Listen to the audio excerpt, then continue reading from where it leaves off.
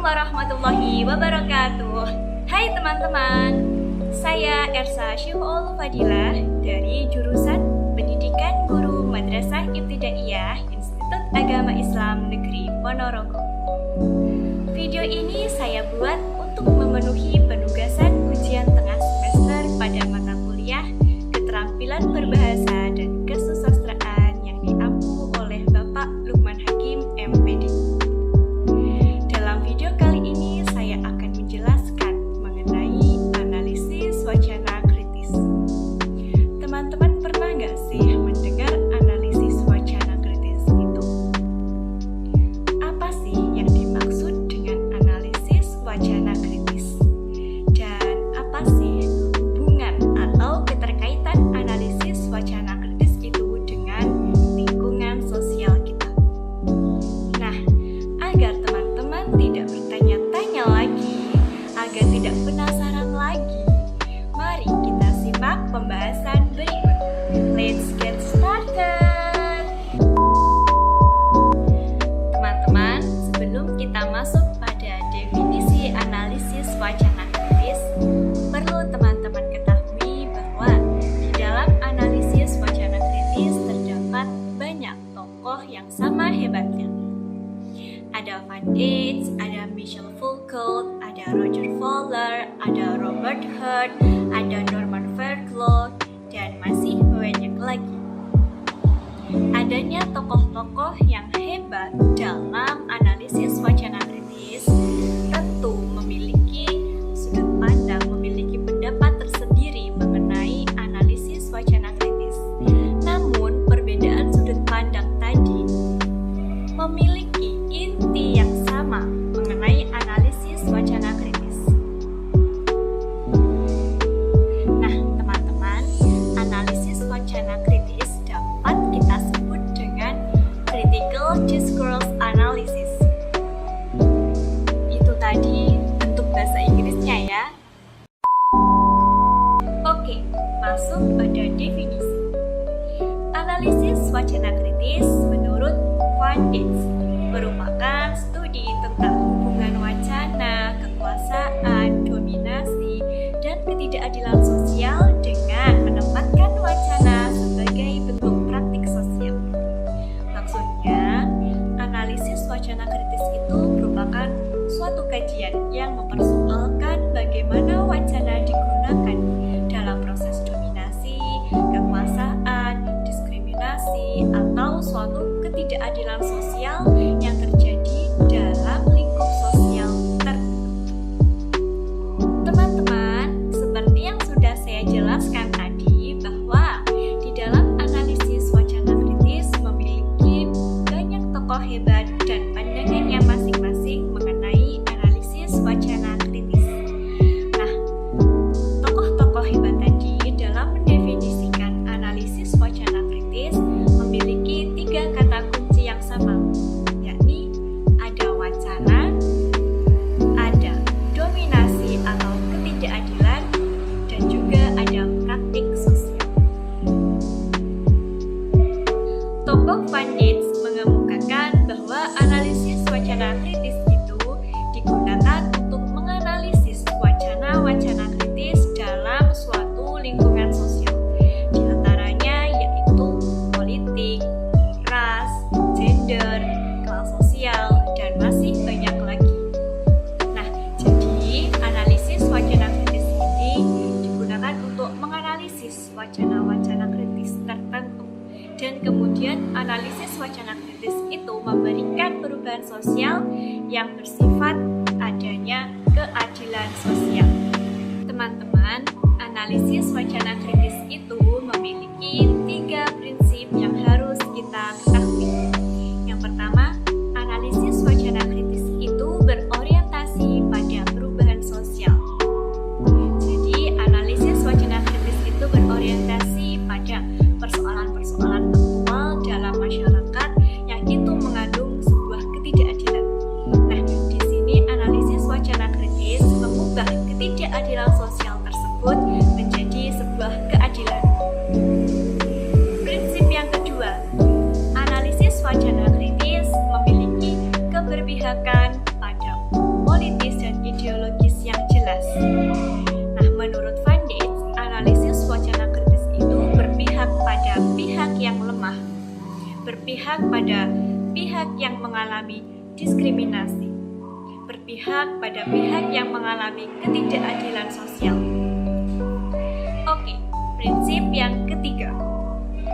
Alat ukur kesuksesan dari analisis wacana kritis itu diukur dengan melihat kontribusi dari analisis wacana kritis terhadap perubahan sosial.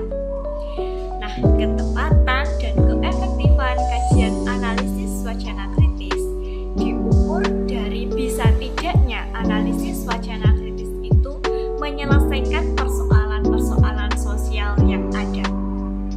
Nah, teman-teman, setelah kita mempelajari prinsip-prinsip analisis wacana kritis, sekarang kita akan mempelajari metode khusus dalam mengkaji teks menggunakan analisis wacana kritis. Oke, menurut Van Dijk, metode khusus yang dapat kita lakukan dalam mengkaji teks menggunakan analisis wacana kritis itu dengan menghubungkan 3 elemen. Yang pertama, teks, kemudian kognisi sosial, dan yang terakhir, konteks sosial. Teks. Nah, teks itu merupakan entitas semiosis atau sesuatu yang dapat kita amati. Nah, teks itu bisa berupa teks tulis, teks obrolan, dan bahkan juga dapat berupa gambar. Oke, yang kedua yaitu kognisi sosial. Nah, kognisi sosial ini bagaimana kita dapat memahami, memaknai, mengasumsi atau memperkirakan suatu teks yang ada dalam lingkungan sosial tertentu. Nah, kognisi sosial ini dapat terjadi jika individu satu dengan individu lainnya itu saling bertukar pemikiran untuk memahami dan memaknai suatu teks dalam lingkungan sosial tertentu. Yang ketiga yakni konteks sosial. Konteks sosial ini merupakan segala sesuatu yang terdapat dalam sosial masyarakat, dan itu timbul sebab adanya interaksi-interaksi yang ada di dalam sosial masyarakat tertentu. Nah, teman-teman, ketiga elemen tadi oleh Van Dijk tidak digunakan sebagai template saat kita mengkaji teks menggunakan analisis wacana kritis.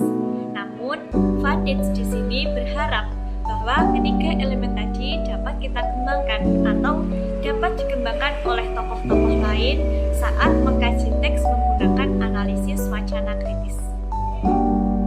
Baik teman-teman, saya di sini akan mengambil contoh gender sebagai wacana kritis.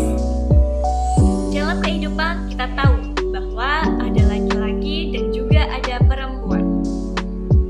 Nah, yang menjadi persoalan di sini adalah masyarakat seringkali membedakan antara laki-laki dan perempuan.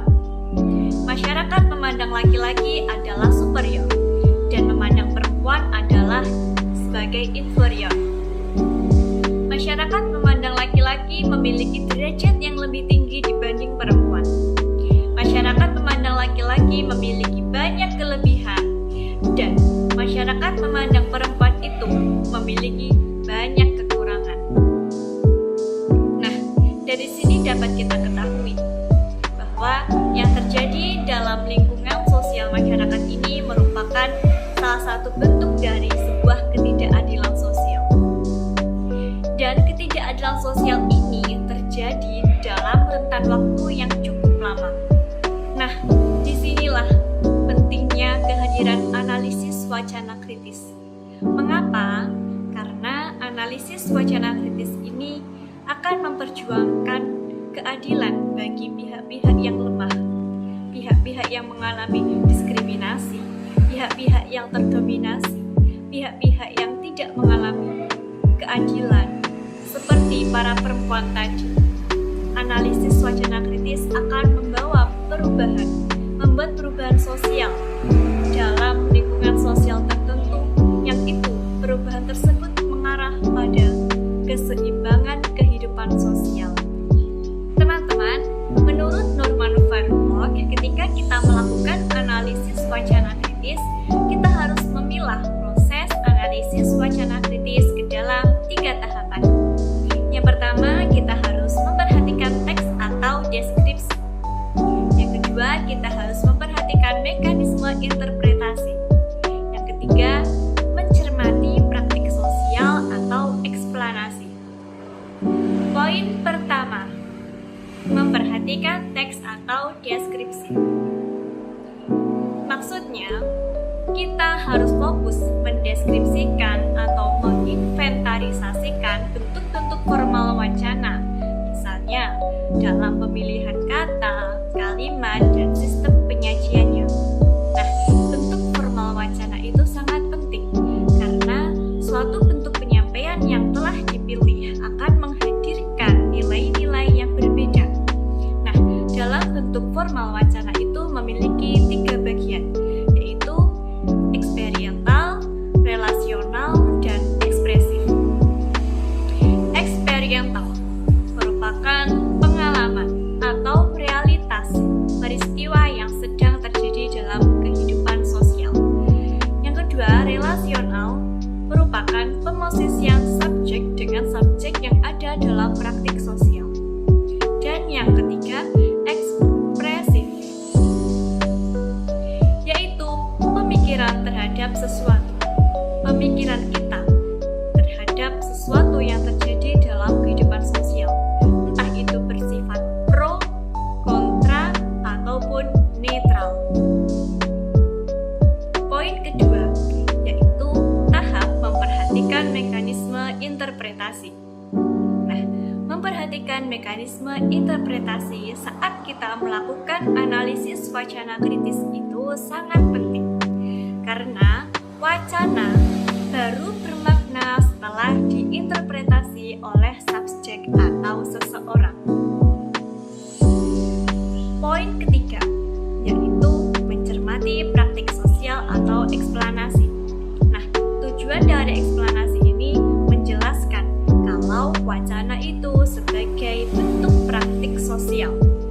Nah, karena wacana itu sebagai bentuk praktik sosial yang hidup pada proses dan struktur sosial tertentu, maka wacana tersebut memiliki dampak reproduktif atau dampak yang dapat menciptakan sesuatu yang baru pada lingkungan sosial tersebut, seperti menciptakan nilai-nilai tertentu, menciptakan proses-proses sosial yang baru, dan lain sebagainya. Baik teman-teman, cukup sekian penjelasan dari saya mengenai analisis wacana kritis. Semoga penjelasan dari